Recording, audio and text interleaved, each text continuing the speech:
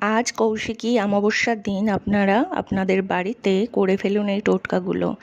যে টোটকাগুলো করলে আপনার বাড়ির থেকে অশুভ শক্তিগুলো দূর হবে, শুভ শক্তির আগমন হবে ও আর্থিক যে অনটন ছিল আপনাদের জীবনে সেগুলো সব দূর হবে, আর্থিকভাবে উন্নতি লাভ করবেন আপনারা। তো তার জন্য আপনাদেরকে করতে হবে, লবণ নিতে হবে। লবণ নিয়ে এই অমাবস্যার দিন রাত্রিবেলা আপনার বাড়ির যে কোণগুলো আছে, উত্তর, পশ্চিম, দক্ষিণ, পূর্ব যেসব কোণগুলো আছে সেই কোণগুলোতে 1 বাটি করে লবণ রেখে দেবেন রাত্রিবেলা। অমাবস্যা কাটার পর সেই লবণগুলোকে আপনারা নিয়ে একটা কিছুতে করে বাইরে ফেলে দিয়ে আসবেন।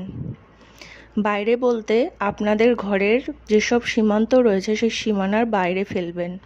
তাহলে দেখবেন আপনাদের যে ঘরের অশুভ শক্তি সেগুলো দূর হবে, আপনার যে অনাটন চলছে আর্থিক সেগুলোও দূর হবে ঘর থেকে। আর এই সময় রাত্রিবেলা আপনারা প্রদীপ জ্বালাবেন, যে প্রদীপগুলো কালো হবে, কালো কালারের। আর এর মধ্যে যে তেলটা দেবেন সেটা তিলের তেল হতে হবে। দিয়ে বাইরে দরজার সামনে বাইরের দিকে মুখ করে প্রদীপগুলো জ্বালিয়ে রাখবেন। সারা রাত যেন এই প্রদীপ জ্বলে। তাহলে আপনার দেখবেন বাড়ির থেকে অশুভ শক্তি সব দূর হয়ে যাবে আর শুভ শক্তির আগমন ঘটবে।